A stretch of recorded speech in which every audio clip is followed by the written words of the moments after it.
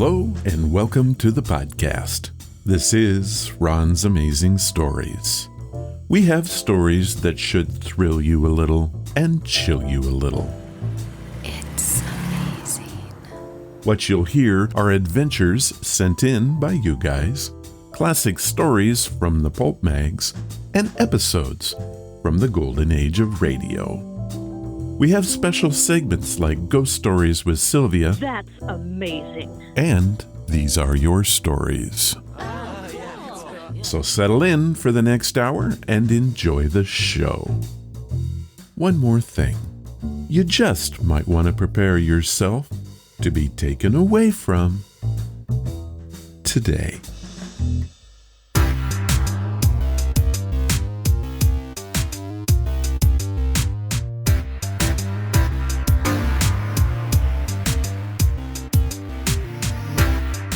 Hello and welcome to the podcast. On Ron's Amazing Stories this time, we have a Suspense double feature. Suspense was a popular radio drama series that aired from 1942 to 1962, captivating audiences with its thrilling tales of mystery and intrigue. Known for its tagline, Radio's Outstanding Theater of Thrills. The show presented gripping narratives that often left listeners on the edge of their seats. Each episode featured a self-contained story, frequently involving murder, espionage, or other dramatic situations, all leading to a twist ending that kept audiences guessing until the final moments.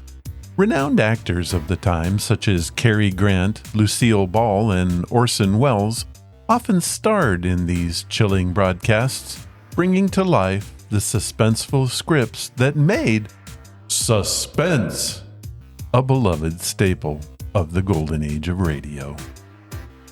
Our first story features one of the very best radio actors of our time, Dick Powell. While better known for playing the good guy in film, he also made his mark in radio as the hard-boiled detective. Now, you might be thinking that's what you're going to hear today. And you would be wrong. In this story, he plays a down-on-your-luck boxer. The story is titled Slow Burn, and it first aired on Suspense February 3rd, 1950.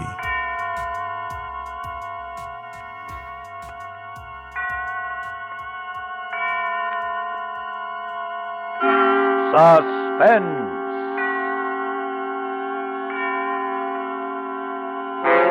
Autolite and its 96,000 dealers present transcribed Mr. Dick Powell in Slow Burn, a suspense play produced and edited by William Spier.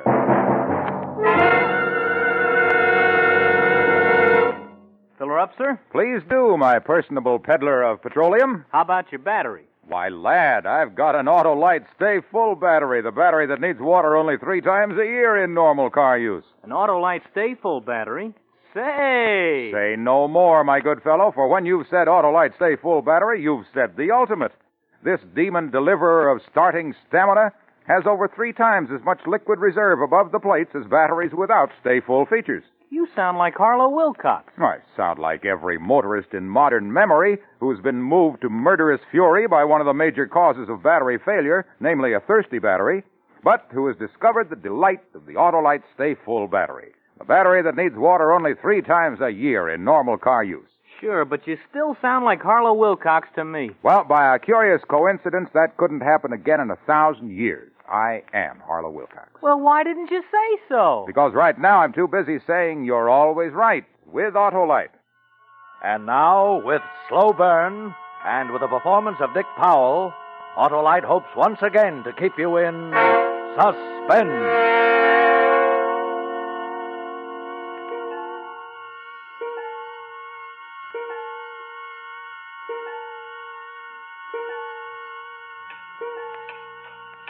I'm standing here staring at a clock on a dresser in a crummy hotel room.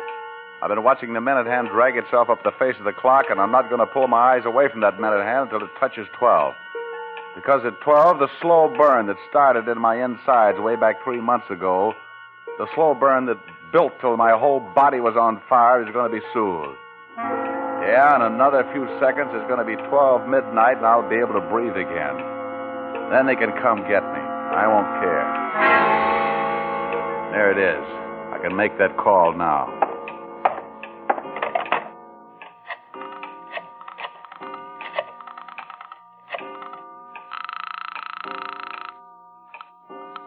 Morning, Harold. Let me speak to Todd Sloan. Sports Department, Todd Sloan speaking. This is Johnny Wilson. Johnny? Don't Where? interrupt. This call is a cinch to be traced. I got a lot to say. The cops have a tight circle around this town, and I know I got no exit. But before they get me, I want to clear a few things up. Now listen to me. I did it. I'm not denying it. I'm telling you why I did it, and you're going to print it because you're a right guy. Look, Johnny, Shut up. I don't have much time. It all started the day I fought in Duville, Pennsylvania. Dania, my wife, didn't want me to fight, but to me it was the fastest way to make a buck. I was just beginning then, right after the war, and the coal town was the best I could do. I was fighting Tony Tadro, a good boxer and a puncher. In the second round, we just squared off, and the crowd pulled to its feet, roaring the guy's name. Not mine, not Tony. Me, it didn't throw, but Tony, it did. He dropped his guard just long enough. Tony was flat on his back, out cold. I let the referee raise my mitt, then I walked to Lefty Wilkins, my manager. Nice work, Johnny. Thanks, Lefty. What was you shouting about? Ain't you heard? The hometown kid who won that Medal of Honor blew into town today. Not only that, he blew into the arena just before you tagged Tony. Well, I'd have glad hand the kid myself then. He made it easy for me. You don't have time. We're to meet Courtney Barr at the Club Trianon in 30 minutes. Okay. And just this once, let your tongue lay flat inside your face. I'll do the talking. Okay, I said, okay. By a knockout in the second round, Johnny Wilson, victorious over Tony.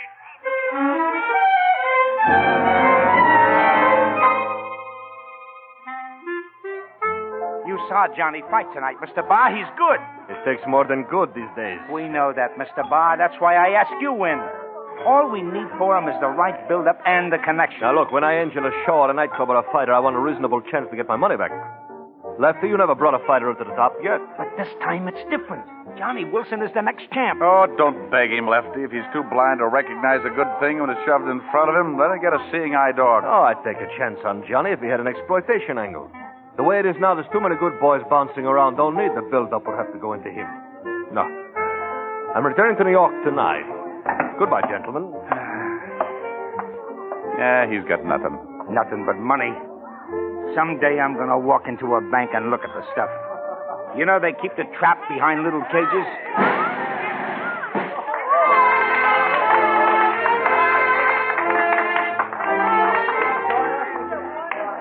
There's that kid again. The metal boy. Name's Chuck Masters. They say he got 30 Japs. 30 jabs? Oh, I'd like to meet the hero. Well, it looks like maybe your Willie's coming right at us. Pardon me, but aren't you Johnny Wilson? Yeah, that's right. Oh, I got to the stadium just in time for the knockout. Sure like to congratulate you. Oh, thanks. 30 jabs, huh? You've been pretty busy. Me, I was in the medical corps, Walter Reed Hospital. Have a drink, Chuck? Oh, no, thanks. I can't stop. My family's waiting. I really have a favor to ask, Mr. Wilson. I'm chairman of the Juvenile Delinquency Committee. Oh, let me offer my congratulations. Thanks. Now, if you'll offer just one more thing, your services in an exhibition bout. You mean a benefit? Yeah. Look, Sonny, you're a nice, clean-cut American boy, and I like your style, but the only benefits I fight are for the Johnny Wilson fight. Now, wait a minute, Johnny, wait a minute. After all, we don't want to see no kids go wrong, do we? Who are you figuring on Johnny fighting? Well, nobody yet. I just got the idea. Do you box, Chuck? Me? Well, I did a little boxing in the 39th Infantry, strictly amateur. Then it's a natural. You box, Johnny. Oh, now, wait a minute. I couldn't. Sure you could. And you look like a welter, too. If you get into the ring with Johnny, it's a deal. Good idea. Good publicity. You don't understand. You can't ask a guy to fight unless you're willing yourself. Well, especially for nothing. You do, we do. You don't, we don't. Well, okay, it's a deal. Thursday night at the stadium. Yeah. All right, Lefty. What's the setup? In the ring Thursday, I want you to make him look good. I want the kid to think he's a wonder boy. I want to sign him. And then? Then I take him to Bar as my new fighter. Medal of Honor and all. Oh, Bar like that. Endorsed by Congress. Keep talking. We've got some of the exploitation angle he's talking about. And with the dough we make on Chucky Boy, we'll finance you to the title.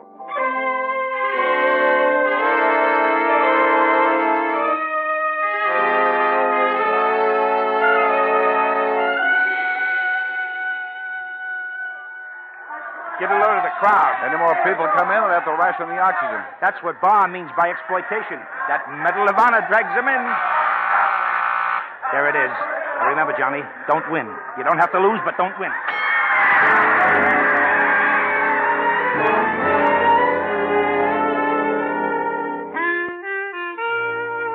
Well, it was a fair enough fight. Like Lefty wanted. I didn't lose it, and I didn't win it. The kid was a cinch to sign, and Lefty wired Bar to find out if he was interested. He was, and now we were in New York in the Copa Club signing the contracts. There's one thing, Lefty.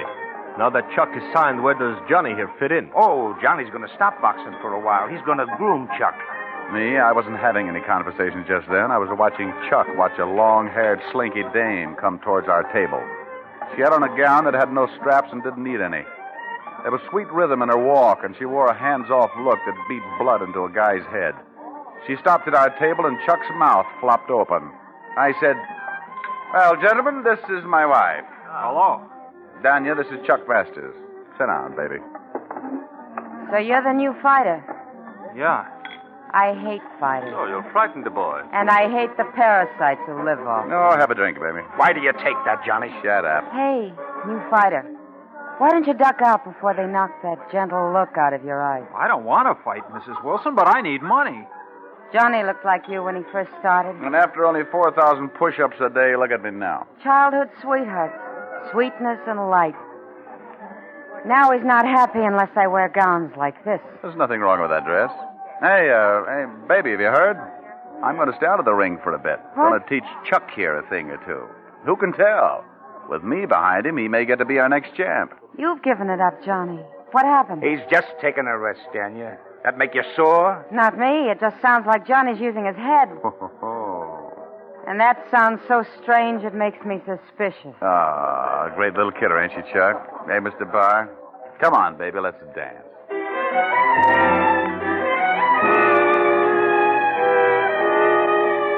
Now the publicity build-up started. Chuck was a hero.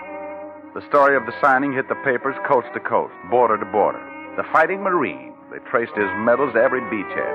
I even came in for some publicity as Chuck's best friend, the guy who was sidetracking his own career to train him.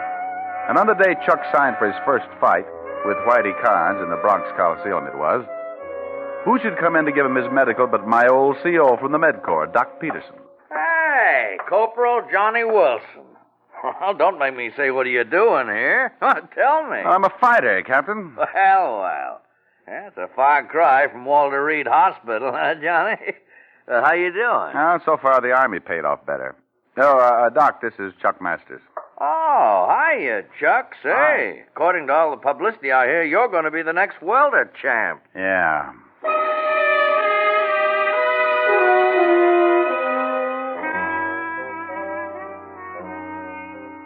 With Barr's money, we opened a training camp in the Berkshires. I taught Chuck to box, and he learned fast. His left wasn't too good, but his right was okay, and he was shifty.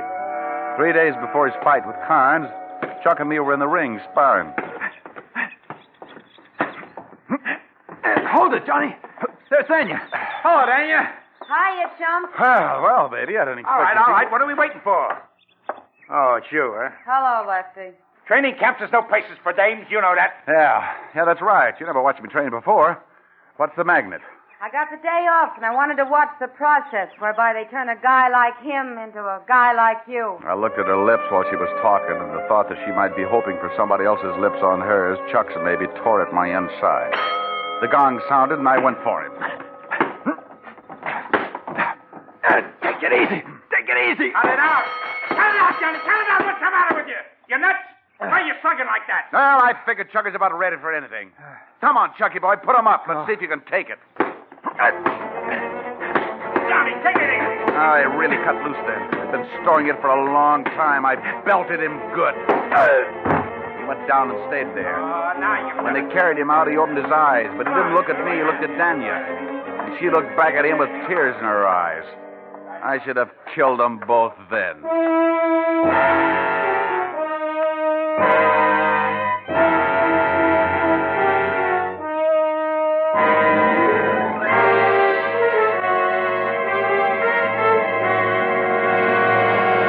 Autolite is bringing you Dick Powell in Slow Burn, tonight's production in radio's outstanding theater of thrills, Suspense.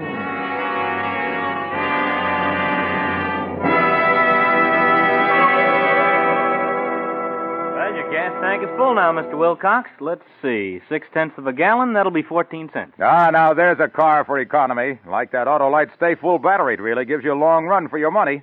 Why, did you know that in tests conducted according to SAE life cycle standards, Autolite Stay Full batteries gave 70% longer average life than batteries without Stay Full features? Sure did. Oh. Well, did you know that Autolite Stay Full batteries have fiberglass retaining mats at every positive plate to hold the power-producing material in place? Oh, I sure did, Mr. Wilcox. Oh. Well, did you know that this powerful pusher-offer of pulsating pistons has more than 3 times as much liquid reserve above the plates as batteries without Stay Full features? Sure. That's why it needs water only 3 times a year in normal car use. That does it. Give me that gas pump. From now on, you can sell Autolite Stay Full batteries, and I'll sell gas. Oh, but Mr. Wilcox, don't you see? I couldn't give you a wrong answer. Why not? 'Cause you're always right with Autolite. And now, Autolite brings back to our Hollywood soundstage our star, Dick Powell, in Slow Burn, a tale well calculated to keep you in suspense.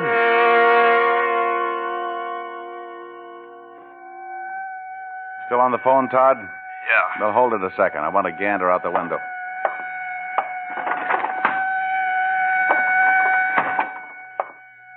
The cops in large numbers, Todd. But they won't find me for a while, and I only need a little more time to finish. Well, Chuck won his first fight, naturally. He was getting the slow, careful build-up. He won a second fight over in Jersey. So then Lefty began to book him. He said Courtney Barr wanted Chuck to go out and make a tour, get a list of knockouts so he'd have a record. So I sat on my mitts. The day Chuck got back from his tour, he called, and Daniel invited him to dinner. How was the tour, Chuck? Oh, fine. I had a couple of fights that were terrific. In Denver, I fought William Myers. What a boxer.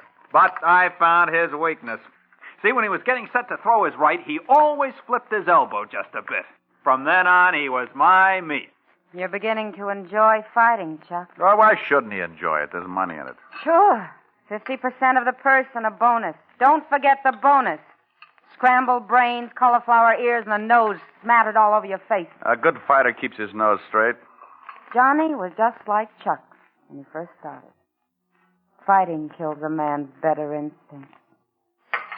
I'll get the dessert. Yeah, I'll help you.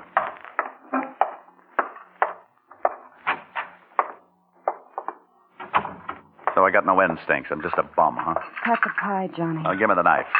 I'm not worth anything, huh? I stay with you because I'm trying to salvage what I think is still there. And that crack that I used to be like Chucky is Johnny, now. we can still save it. I want it to be the way it was. You stay away from him. What's the use? Come in and finish your dinner. You heard me. Stay away from Chuck or I'll finish him.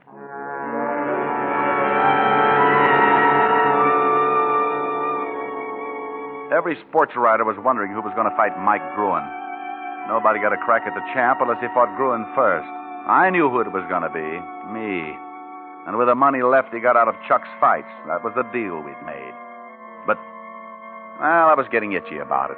All this time, I wasn't getting any particular build-up. We were on the lake cruising around relaxing after 2 weeks of hard training. Barr and Chuck were watching a kid horsing around doing handstands in a canoe. I took Lefty to the other end of the launch. Yeah? Yeah, look, Lefty. I know, Johnny, I know. Now, don't worry about the Gruen bout. Maybe it would be smarter, Lefty, if you gave up my contract on the surface. Then you could hold off Chuck while my new manager signed me for that match. I can't, Johnny. Oh, why not? Now, don't get mad. But I had to give Barr 50% of your contract or he wouldn't back Chuck originally. But I got it fixed. Well, you so that... dumb, Look at that stupid... kid! What? He hit his head. I spun around and saw a canoe floating bottoms up. Chuck was ripping off his clothes, but I got out of mine fast, too. Me and Chuck hit the water together. You see him, Johnny? Huh? No. I saw the kid, but I wasn't telling Chuck. He'd come up about 20 yards away, and he went down in the same spot. This was going to be publicity for me. I dove to the kid, grabbed his hair, and pulled him up. When the boat came up alongside, Lefty hauled him in. That's it. Come on. When they pulled me into the boat, I saw Lefty point to the landing. Oh, look at that carload of reporters that just drove up. Chuck, you and Johnny get all of those wet clothes. I'll take care of the reporters. Reporters? Well, send them along, boys. Photographers, bring them on.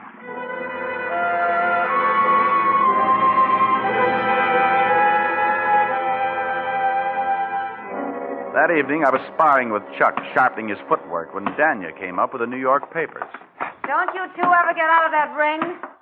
Oh, and by the way, congratulations. Huh? Oh, you hear all about the hero stuff on the lake? Yeah, congratulations. But she wasn't looking at me. She was looking at Chuck. I hopped out of the ring, grabbed the newspapers out of her hand. The story was there, all right, in big block headlines. Chuck Masters saves boy from drowning. Medal of Honor winner does it again. Me? I wasn't even in the comic section. But this is all wrong, Danya.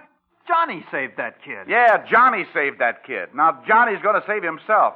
Where's that Lefty Wilkins? Oh, that's a dirty trick, Johnny. Chuck, you're trying to tell me you knew nothing of this. Your picture and life history on the front page. I swear. Now your eyes open, Johnny. Look what they've done to Chuck. How they made him lie just for the sake of publicity. I didn't lie.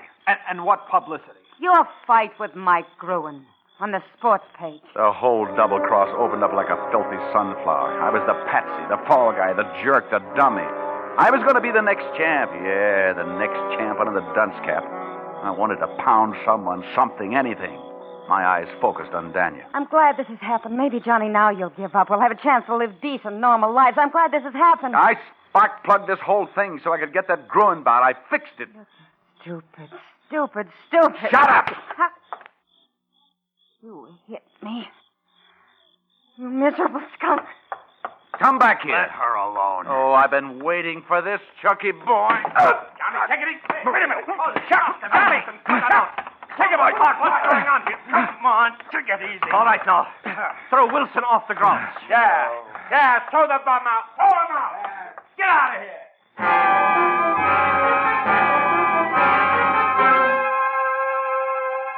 They threw me out all right, and while they were doing it, I was thinking I was going to kill Lefty Wilkins. That was definite.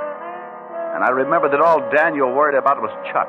Chuck's character. Chuck's gentle look. Yeah, I was going to kill Lefty.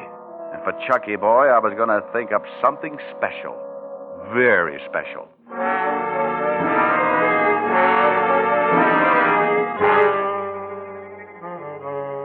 Day after day, I'd wake up with a new idea, but none good enough. Then one night I walked into a bar and saw someone. Someone who was going to give me the answer. It was my old CO, Doc Peterson. Corporal Johnny Wilson. Come on over and bring a drink with you. Thanks, Captain. Still medicing for the boxing commission? Yeah. Still fighting? Yeah, off and on. I'm glad to see you, Johnny. Hey, you're the second guy I've seen from our old outfit recently. Yeah? You remember that lieutenant in the Chemical Corps who nearly lost his eyes? I saw him. I met his new wife. A real mess. I guess we didn't do such a good job on his eyes. Eyes? What do you mean, Captain? You remember the fool got bichloride of mercury in him. Severe corneal lacerations. Lucky thing we caught him when we did, or he'd have gone permanently blind. Oh, it's a terrible thing when a man loses his eyesight. Yep. Suppose it was a man in your profession, huh, Johnny? Huh? Yeah. A good thing a guy can tell when that stuff gets in his eyes. And a guy can always tell. Burns like mad. Yeah, I guess it would. Well, I gotta be on my way, Johnny. Captain, how long would that stuff have to be in a guy's eyes to blind him permanently? 26 hours about, if he's in top condition. The captain left, and me, I walked the streets all night, and most of the next morning until the 42nd Street Library opened. I went through 5 medical books before I found what I wanted. Eye anesthesia, Ponticate, causes loss of sensation in the eye without affecting the eyesight. I went up to the training camp. The Gruen bout was in 3 days. I had to get back in favor, and I piled it on good. I played it with hearts and flowers, everything. Poor Johnny boy. I'm sincerely sorry. That's the way it is, Chuck. I'm sorry for the hassle I caused. I'd sure like to be with you for the night of the fight. Well, okay, Johnny. It'd be funny fighting a local match without you in my corner. Sounds fishy to me. You ain't the kind to forgive. Well, it ain't fishy, Lefty. Since Daniel left, things have been lousy with me. I'm out of dough. I gotta eat. I need the job. He gets the job, Lefty. He rates it. He taught me everything I know. I want him in my corner.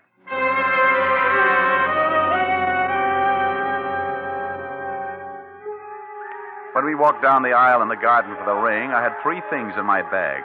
A long, sharp knife for Lefty Wilkins and the Ponticane and bichloride of mercury for Chucky Boy.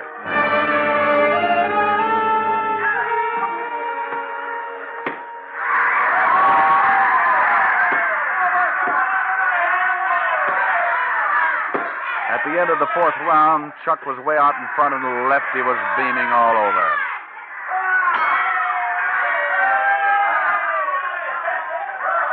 Well, nice going, Chuck.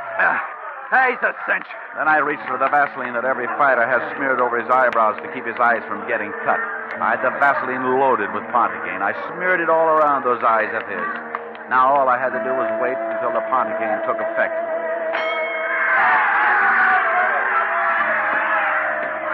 The next 3 rounds were a nightmare. Chuck seemed as good as ever, and Gruen was weakening fast. Suppose he got knocked out before I got the bichloride in Chuck's eyes.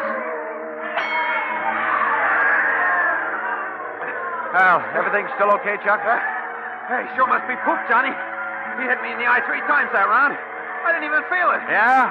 That's all? Oh, come on, Johnny. Swab my face. A little old cold water, boy. Next round, I'll kill him. He leaned back. I picked up a sopping sponge from the outer bucket, the one with the bichloride, and I swabbed his face and kept swabbing it while the liquid ran over his forehead and down in his eyes. This is it. He didn't even wince as the poison drained under his lids, into his eyes and over his eyeballs. He started the 8th round strong and cocky. He pushed Gruen all over that ring. And then all of a sudden it happened. He stopped and put his gloves to his eyes, trying to rub away the creeping blindness. Gruen played it cagey. He thought it was a trick. But as Chuck desperately hunted for him, Gruen caught wise and he piled into Chuck. Gruen tore his head off. He hit Chuck with everything but the ring post. Chuck kept going down and coming up for more. Oh, it was beautiful. I picked up my bag and left the corner. On the way out, I stopped for a moment where Lefty Wilkins bent forward, agonizing in his seat as he watched the championship go out the window. He didn't even move when I shoved the knife into his back. The crowd was screaming for the kill as I walked out.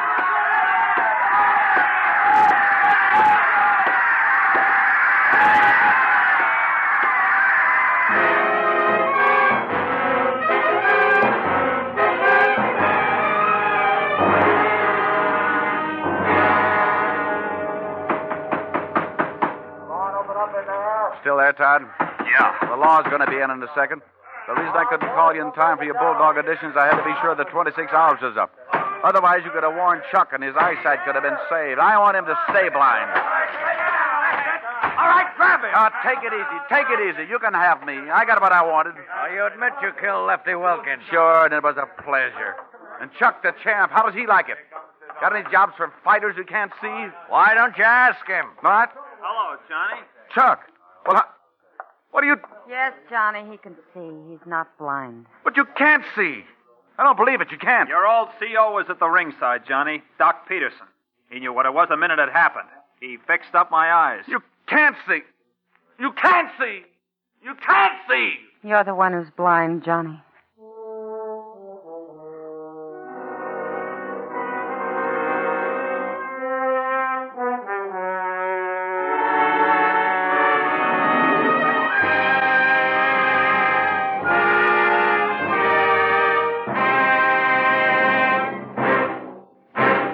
Suspense, presented by Autolite. Tonight's star, Dick Powell.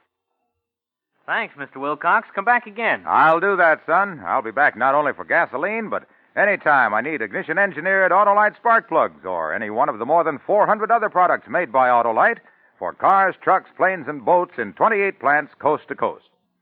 These include complete electrical systems used as original equipment on many makes of America's finest cars and trucks. Spark plugs, batteries, generators, coils, distributors, starting motors, bullseye seal beam headlights. All engineered to fit together perfectly, work together perfectly, because they're a perfect team. So don't accept electrical parts supposed to be as good. Ask for and insist on Autolite original factory parts at your neighborhood service station, car dealer, garage, or repair shop. Remember, you're always right with Autolite.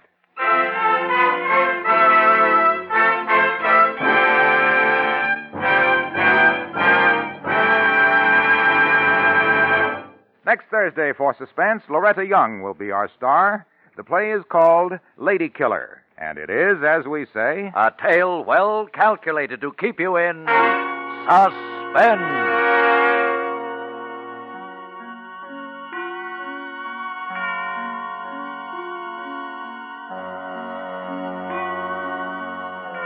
Tonight's transcribed suspense play was produced and edited by William Spier and directed by Norman MacDonald. Music for Suspense is composed by Lucien Moraweck and conducted by Lud Gluskin. Slow Burn is an original play for radio by Fred Freiberger. Dick Powell may currently be seen in the motion picture version of the best-selling novel, Mrs. Mike, and may be heard each week in his own radio show, Richard Diamond, Private Detective. In the coming weeks, you will hear such stars as James Mason, Ronald Reagan, and Ginger Rogers. And don't forget, next Thursday, same time, Autolite will present Suspense, starring Loretta Young. That was a very different role for actor Dick Powell. Richard Ewing Powell was born February 14th, 1904, and was an American actor, singer, musician, producer, director, and even studio head. Quite the resume. Though he came to stardom as a musical comedy performer, he showed amazing versatility that transformed him into a hard-boiled leading man, starring in projects with a more dramatic nature. In fact, he was the first actor to portray Private Detective Philip Marlowe on the big screen. How about that? Our next story aired at the very end of Suspense's long radio run. When I was a kid, I heard stories about people who had systems installed in their coffins that connected to a bell. It originated in the 17th century as a way to alert people that someone was buried alive and needed help. The deceased would have a string attached to their body that they could pull to ring the bell. The fear of being buried alive was heightened by reports in literature, newspapers, and even from the doctors of the time. Not inspiring much confidence there. The first recorded safety coffin was built in 1792 for Duke Ferdinand of Brunswick. For the record, the Duke was truly dead. Our story takes a modern look at this, but in the end it's, well, quite suspenseful and surprising, which was the trademark of the show. It is titled The Death of Alexander Jordan, and it first aired on September 2nd, 1962. And now, a tale well calculated to keep you in suspense. In a moment, Act One of The Death of Alexander Jordan, featuring Connie Lemke, William Mason, Edgar Staley, and Paul McGrath, and written especially for Suspense by Hector Chevigny. This portion of Suspense is brought to you by the makers of Marlboro cigarettes. If you're thinking of changing to a filter cigarette, why don't you settle back and have a full-flavored smoke? Settle back with a Marlboro. Make yourself comfortable whenever you smoke. Have a Marlboro cigarette. Why don't you switch to Marlboro, the filter cigarette with the unfiltered taste? Oh, come on. You're expecting somebody? Who is it? Well, it's Mr. Rutledge. Rutledge? Uncle Alex had me phone him last night and ask him to be here this morning. What for? You'll have to ask Uncle Alex. Yeah, and he'll tell me, I suppose. Fine thing. Here I am, his own nephew, and I'm the last to know he sent for his lawyer at a time like this. It's about his will. What else? What's he going to do about it? Oh, Ramsey, I have to finish straightening up here before Mr. Rutledge gets here. Now, go take care of the chicken. I want to know what he's going to do. Who says I know? But he told you. Now, come on, give. Break my wrist again, and this time I'll tell how it happened, Ramsey Jordan. I said give. We aren't to worry about not getting the farm. Is that all he told you? Isn't that the main thing? All right. You just told me that from the start. Oh, there he is. Now, go take care of the chickens, will you? Oh, yeah. Good morning, Martha. Oh, good morning, Mr. Rutledge. Come in. Thank you. I'm sorry about the looks of the house. Oh, it looks all right to me. Anyway, I imagine you had your hands full. How is he today? About the same. I do hope he pulls out of it. Well, Martha, you know his age. Just the same, I can hope. It's been so wonderful to me. Well, if I may say so, you might think of yourself, too, Martha. You look pretty done in. No, I'll be all right. Has Ramsey been of any help to you? Yeah. Yeah, excuse me. Sure. Mr. Rutledge is here, Uncle Alex. All right. Oh, step in. Thanks.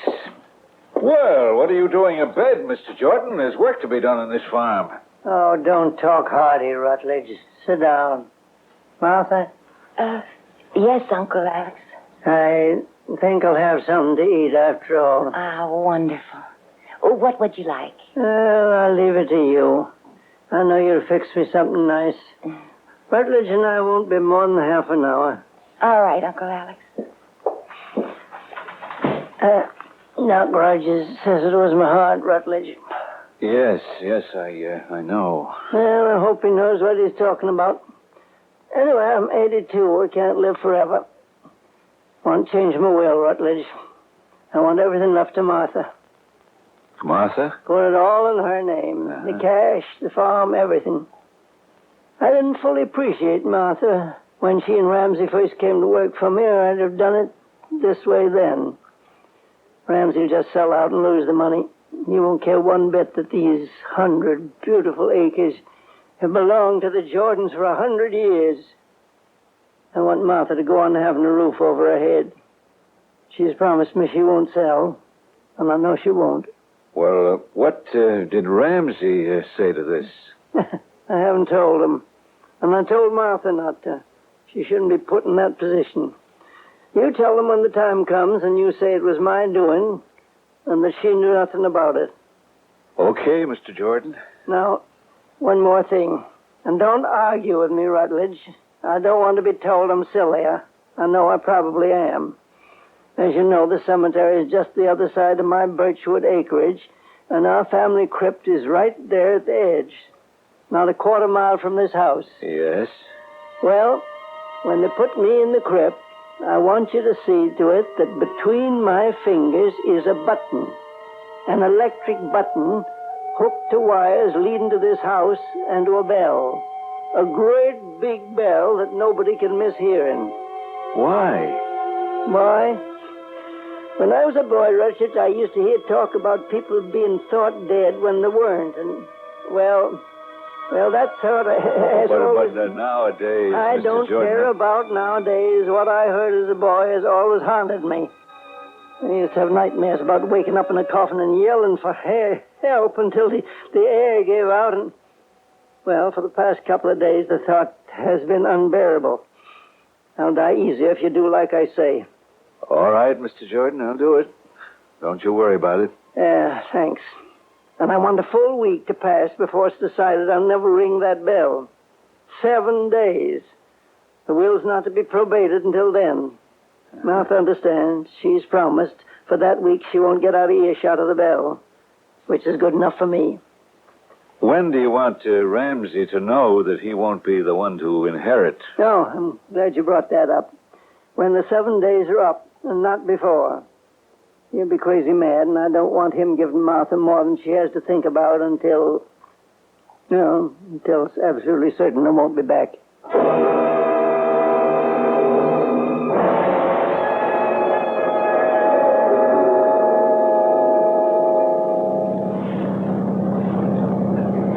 Hey, driver. Driver, you're supposed to be taking us home now. The funeral's over. Step it up.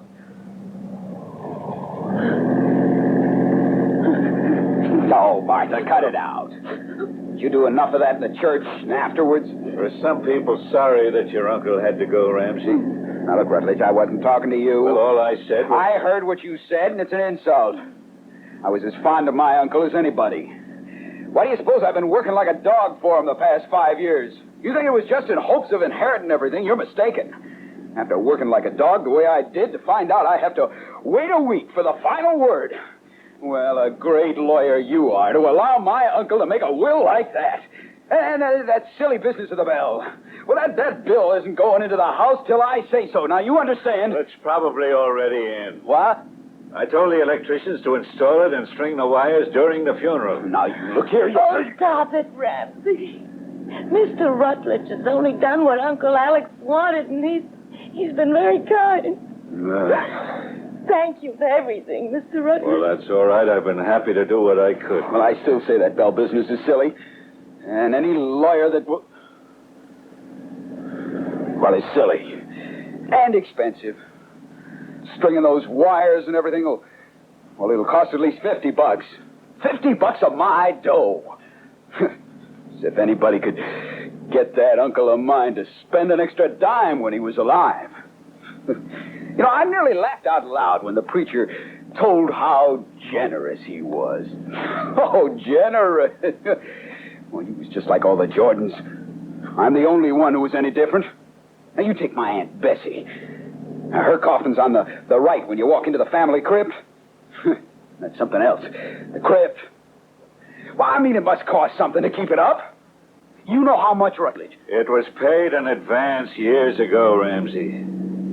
Oh, it was. Well, in that case, and all those coffins on the rack.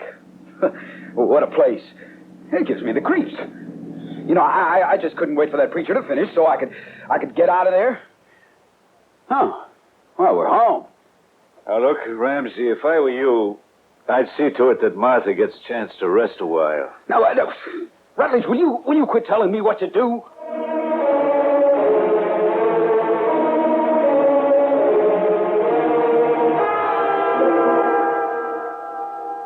Well, come on, Martha. Don't just sit there, change your clothes. In a minute, Ramsey. Now, I'm going to want lunch pretty quick. I'm going to tell those electricians to make it snappy, too. Tramping back and forth, making a big thing out of putting up a few wires. What?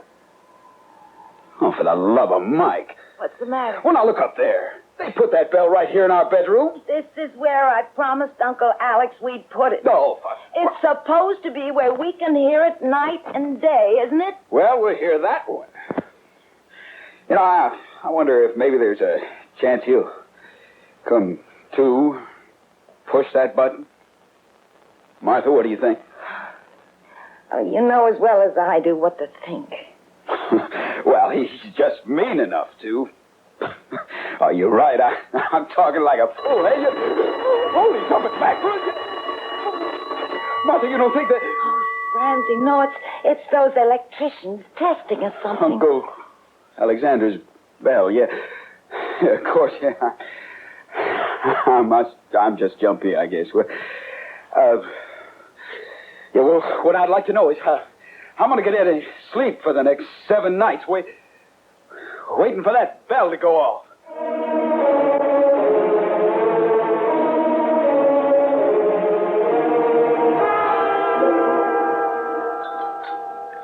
Here's your coffee. All right, put it down. You know, Ramsey, you might say thank you once in a while. Listen, you don't know what kind of a night I put in. You slept. Why didn't you? Oh, shut up and make me some toast. You will ask for it politely, Ramsey. Oh, what? I said you... Say, what's gotten into you? There'll be no more of this telling me to shut up, that's all. Oh, for the love of Mike. Can't you see that I'm in no shape for an argument?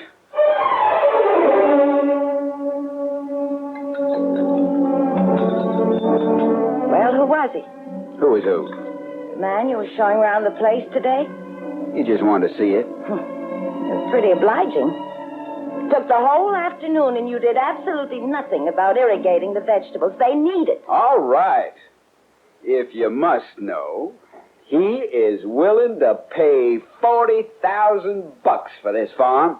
Oh, he is? Huh? Yes, he is. And he's got it, too. He represents one of the biggest firms of its kind in this part of the country. He proved it. What kind of firm? Well, they're in the business of buying up farm properties. Mm-hmm. Well, where'd you meet him? Well, he just drove up. They're on their toes, that firm. They watch death notices all over the country. Well, I'm not selling. What? I'm not selling for $40,000 or $50,000 or any other sum. Oh, you're a fool and always were. Say what you like. This roof is staying over my head. You never had $40,000, anything like it, because you never worked that hard and because you always thought yourself such an operator. You thought you'd be so smart the time you had as much as $500, and look what happened. Oh, so at last, you admit you have no faith in me. No, I do not. Yes. Not one bit. Yes, and you never had, and that's been the trouble. Yeah, how can a guy amount to anything when his wife has no faith in him? I had it once. Oh, no, you didn't. You never had. I did, too. I had it until I learned better. Oh, now, wait a minute. Now, just hold everything. What you said a minute ago. What do you mean you aren't selling? Well, I meant... Yeah? I meant I'm not going to let you if I can help it. Yeah, well, that had better be all you meant. Oh, darling, listen. Don't you see? We got a wonderful thing in the Jordan place. A wonderful thing. Your man himself said it's worth all of $40,000. And when will I get time off? When will I be able to dress up again for a change, get out of a pair of dirty overalls and feel like something besides a field hand? Now, I'm getting back to the city. That's all there is to it. The city.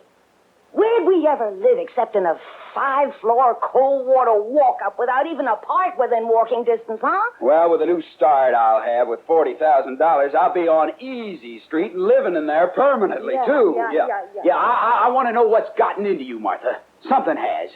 What did my Uncle Alex or that guy Rutledge tell you that I wasn't told? Look, you might wait till the week is out to count your unhatched chickens. Remember, Ramsey, there's still the bell. The bell, yeah. Yes, the bell. Then in your mind, it's possible. I mean that it might ring. Give me some more stew. And who was it told me she didn't think it was ever gonna ring?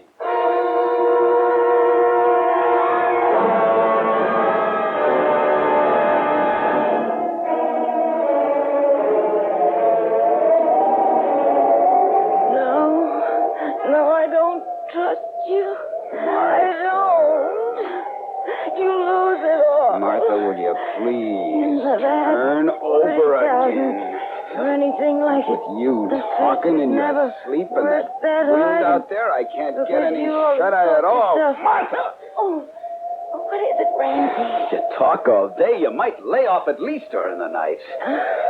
Yeah. Well, here's hoping I can doze off again.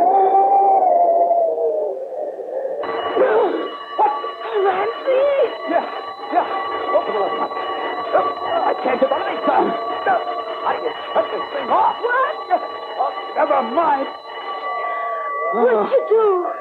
Pull out the wires. What else could I do? Get right down to that crib. What? Never mind. I'll put something on and go. Oh, for the love of Mike, it's the wind. There was a short in the wires. Just the same, I'm going to make sure. Now, look. Who was it said he wouldn't come, too? I just want to make sure, Listen, Ramsey. you leave well enough alone. What? You're staying in this house. I'll do no such Oh, is thing. that so? Oh. sleep well enough alone. Martha? Well, her own fault. Made me hit her too hard. Well, maybe it's as well. While she's out, I'll get myself to that crypt. He has come alive. I know what to do about that.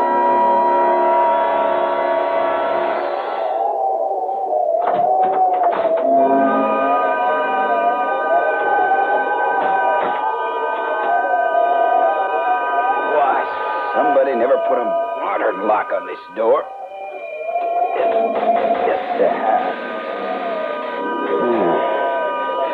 I better leave it open.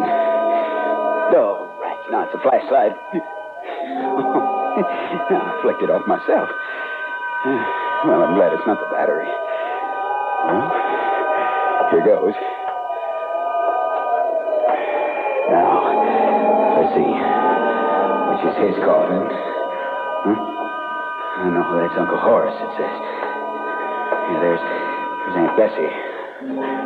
I know. Yeah, over there.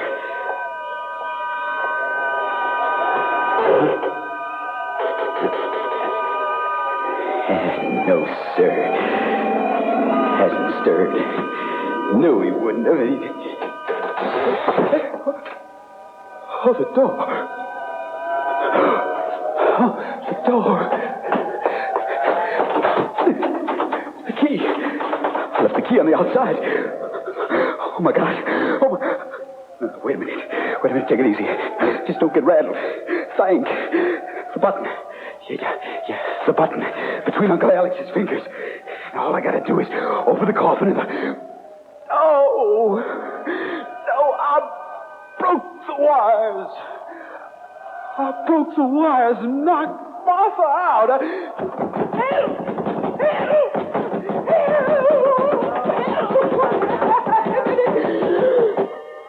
What? I told you to shut up. You're waking all of us. Uncle Alex. Of course. Uncle Alex, how come you're sitting up? Well, I got tired of lying down. I think it's right mean of you to come here with the intention of finishing me off, Ramsey. How do you know? Well, we dead, Ramsey. We know many things. Many things. You'll know them, too, now, won't you, Ramsey? You locked yourself in. Well, wish we had a coffin for you, but we don't, do we? No, we don't. You just have to lie on the floor, won't you? The cold floor. Unless, of course, somebody thinks to look in here for you. Do you really think that anybody will care that much for you, Ramsey? Do you?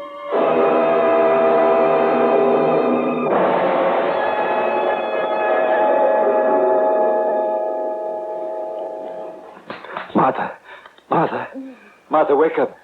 Martha, it's me. It's me, Paul Rutledge. Martha. Oh, Mr. Rutledge. Yes, all right, Martha. Where am I? You're in the hospital. Hospital? Yeah. Oh, yeah, I remember. Ramsey knocked me down, but that's all I remember. Now, you'll be all right, Martha. Dr. Rogers told me I could say so when you woke up. Oh, the bell, it rang. No, now lie back, Martha. I know all about it. You do? The Thompsons heard it over at their place, and Joe got up. He found you. Oh. And he phoned me. I told him to drive you into town to the hospital, and I drove out to the farm to see what could have happened. It didn't take me long to figure it out. What made it ring? It was the big wind that night, Martha. There's a place on the wires where the insulation had rubbed off. Oh, that's what happened. Uh-huh. Ramsey, Well, you say you figured out what happened. Now, Martha, the only thing for you to think about now is that you're going to be all right. And that the Jordan place will be yours for as long as you want to live there. Where is Ramsey? Why don't you try to get some sleep now, Martha? Oh, Mr. Rutledge, say I'm got him in jail or anything? No, they haven't got him in jail. Are they after him? No. You're not fibbing to me, are you, Mr. Rutledge? No, Martha. Well, I wish you'd tell me what's happening. I can't say I love Randy anymore, but I don't want him in trouble over this. All right, Martha. I'll tell you. He's dead. Oh. He's dead. Yes. Dead? Uh-huh. How'd he die? Well, according to the medical examiner, apparently of fright. Fright? Uh-huh. In the crypt? Is that where? Yes, in the crypt. And that's all I'm going to say now. Oh. When you're yourself, I'll tell you the rest, Martha. His greed took him there, and he's dead. You're free of him. You're young enough to make your life over. And, well, I'm sure you'll be a lot happier next time. Yes, Mr. Rutledge. Okay. Thanks so much. That's all right. Just one more question. Huh? You looked at Uncle Alex? He was there in his coffin. He hadn't moved, not in the slightest.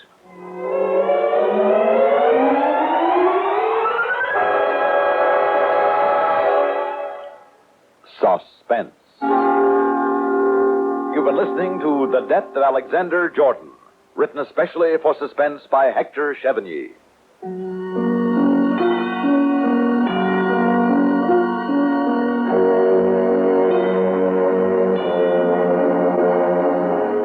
Suspense is produced and directed by Fred Hendrickson. Heard in tonight's story were Connie Lemke, William Mason, Edgar Staley, Paul McGrath. Music supervision by Ethel Huber. Sound patterns by Walter Otto. Technical direction by Fred Turner. This is Stuart Metz speaking. Listen again next week when we return with A Strange Day in May, written by Michael Healy. Another tale well calculated to keep you in suspense. So you might be wondering if people still use coffin bells today. Well, the short answer is no. Today, embalming and proper death verification procedures eliminate the need for coffin bells. Also, I found out that regulations prohibit the use of any such device. I was a little surprised by that. By the way, there are no known documented cases of a coffin bell actually ringing due to someone waking up inside a coffin. In fact, such devices were not functional enough to reliably work in practice. And any reported instances were likely anecdotal or exaggerated. Well, that is our Suspense double feature. I hope that you enjoyed the show. As always, I would love to hear from you as to what you think on the subject matter and the stories. You can always find me on the main webpage at ronsamazingstories.com.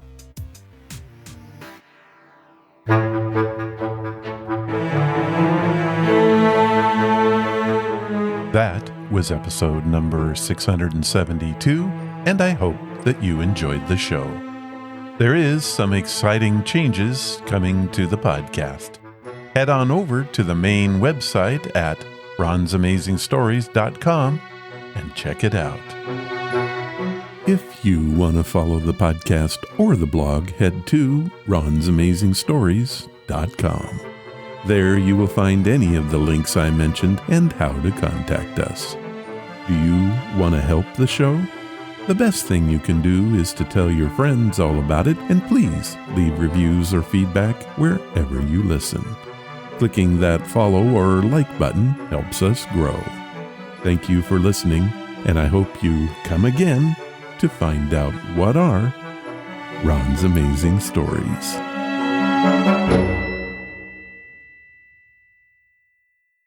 All of the vintage audio used in the podcast is believed to be in the public domain.